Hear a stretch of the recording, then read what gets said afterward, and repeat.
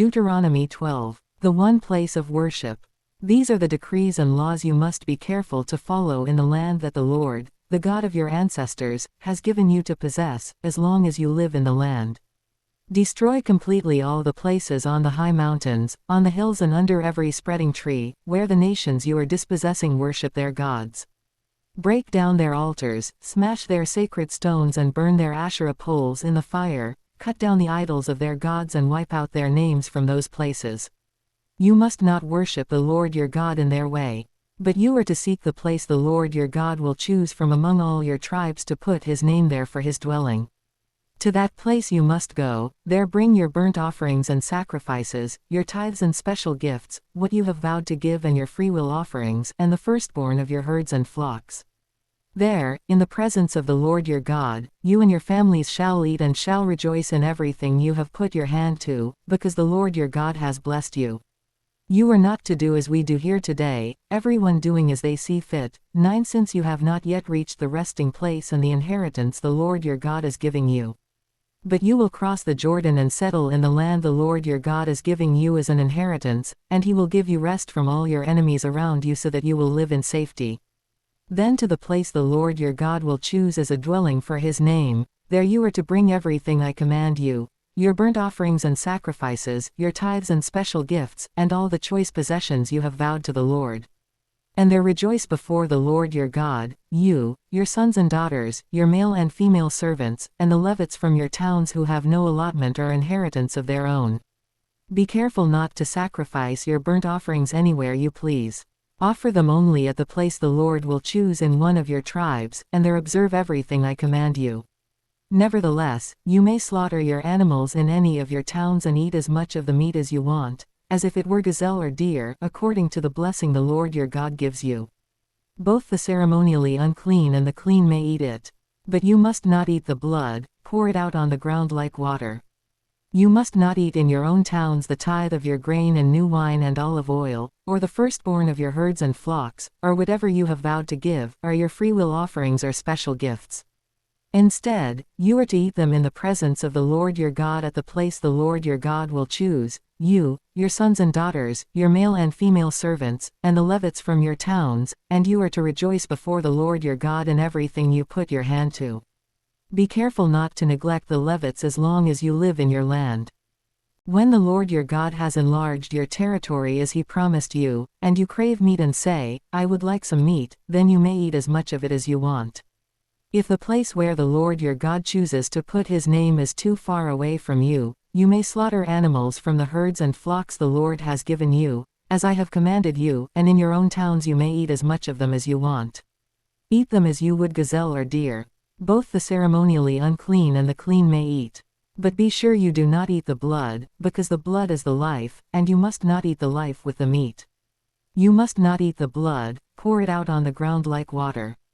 Do not eat it, so that it may go well with you and your children after you, because you will be doing what is right in the eyes of the Lord. But take your consecrated things and whatever you have vowed to give, and go to the place the Lord will choose. Present your burnt offerings on the altar of the Lord your God, both the meat and the blood. The blood of your sacrifices must be poured beside the altar of the Lord your God, but you may eat the meat. Be careful to obey all these regulations I am giving you, so that it may always go well with you and your children after you, because you will be doing what is good and right in the eyes of the Lord your God. The Lord your God will cut off before you the nations you are about to invade and dispossess. But when you have driven them out and settled in their land, and after they have been destroyed before you, be careful not to be ensnared by inquiring about their gods, saying, How do these nations serve their gods?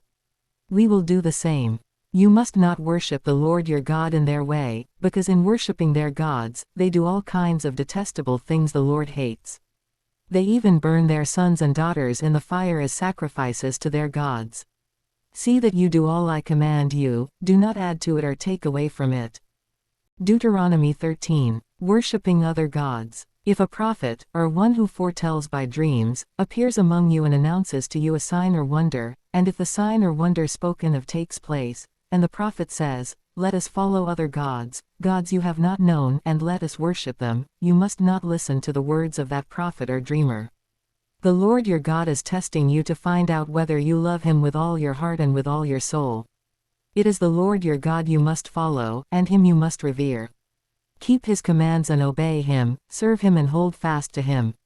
That prophet or dreamer must be put to death for inciting rebellion against the Lord your God, who brought you out of Egypt and redeemed you from the land of slavery.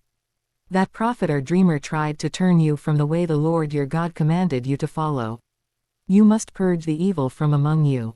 If your very own brother, or your son or daughter, or the wife you love, or your closest friend secretly entices you, saying, "Let us go and worship other gods," gods that neither you nor your ancestors have known, gods of the peoples around you, whether near or far, from one end of the land to the other, do not yield to them or listen to them.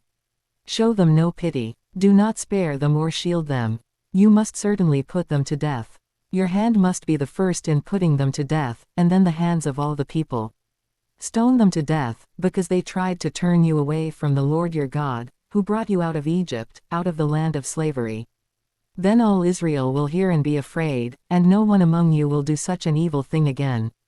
If you hear it said about one of the towns the Lord your God is giving you to live in that troublemakers have arisen among you and have led the people of their town astray, saying, "Let us go and worship other gods," gods you have not known, then you must inquire, probe and investigate it thoroughly.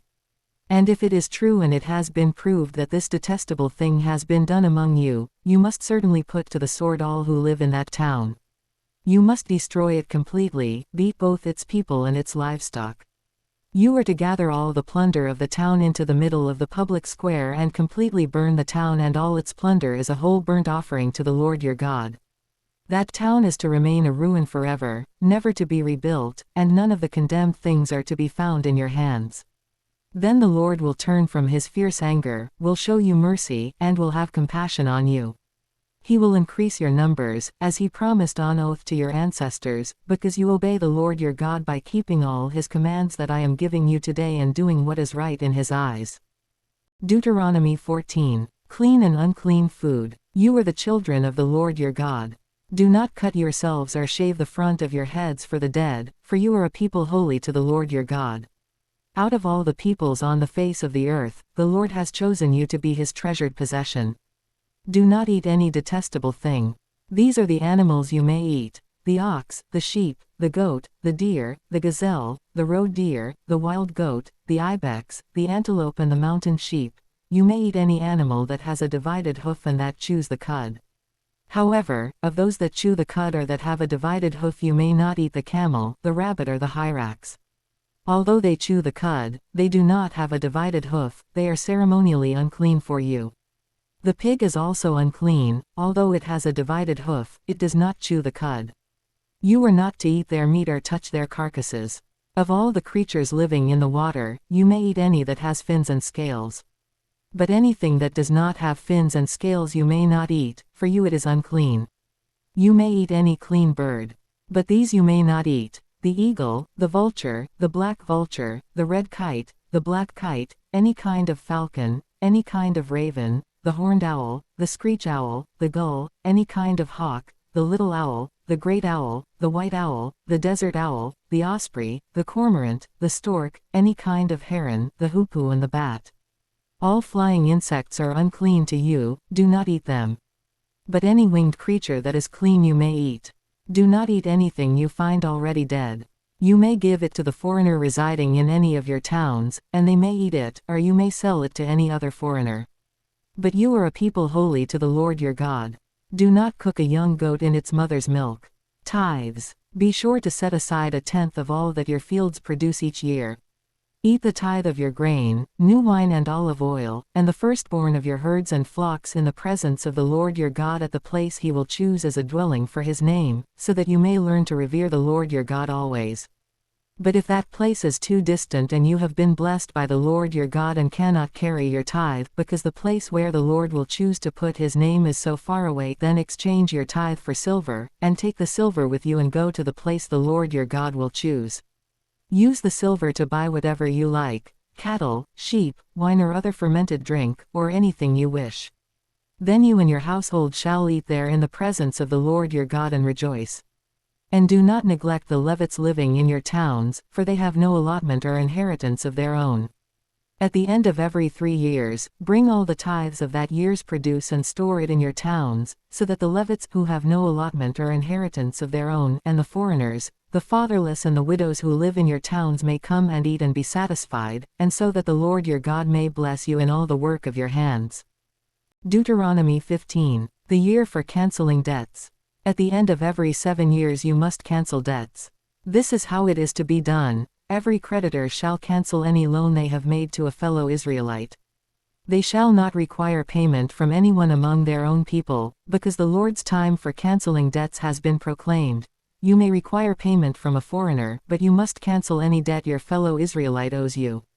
However, there need be no poor people among you, for in the land the Lord your God is giving you to possess as your inheritance, He will richly bless you, if only you fully obey the Lord your God and are careful to follow all these commands I am giving you today. For the Lord your God will bless you as He has promised, and you will lend to many nations but will borrow from none. You will rule over many nations but none will rule over you. If anyone is poor among your fellow Israelites in any of the towns of the land the Lord your God is giving you, do not be hard-hearted or tight-fisted toward them. Rather, be open-handed and freely lend them whatever they need.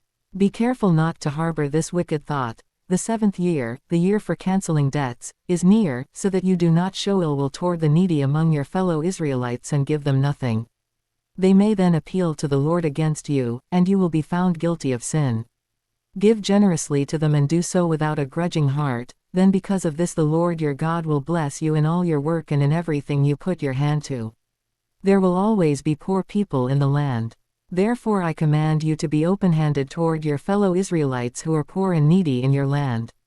Freeing servants. If any of your people, Hebrew men or women, sell themselves to you and serve you 6 years, in the 7th year you must let them go free. And when you release them, do not send them away empty-handed. Supply them liberally from your flock, your threshing floor and your winepress. Give to them as the Lord your God has blessed you. Remember that you were slaves in Egypt and the Lord your God redeemed you. That is why I give you this command today. But if your servant says to you, I do not want to leave you, because he loves you and your family and is well off with you, then take an awl and push it through his earlobe into the door, and he will become your servant for life. Do the same for your female servant.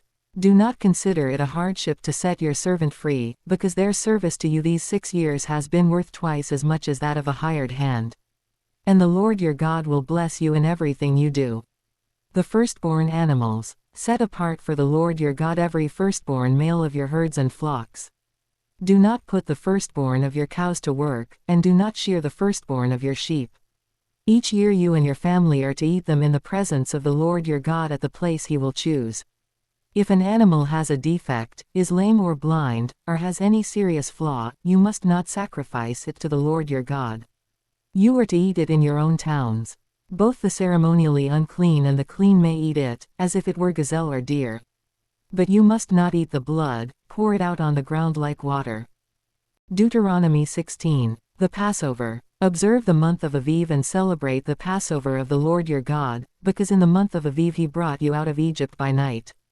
Sacrifice as the Passover to the Lord your God an animal from your flock or herd at the place the Lord will choose as a dwelling for His name. Do not eat it with bread made with yeast, but for 7 days eat unleavened bread, the bread of affliction, because you left Egypt in haste, so that all the days of your life you may remember the time of your departure from Egypt. Let no yeast be found in your possession in all your land for 7 days. Do not let any of the meat you sacrifice on the evening of the first day remain until morning. You must not sacrifice the Passover in any town the Lord your God gives you except in the place He will choose as a dwelling for His name. There you must sacrifice the Passover in the evening, when the sun goes down, on the anniversary of your departure from Egypt.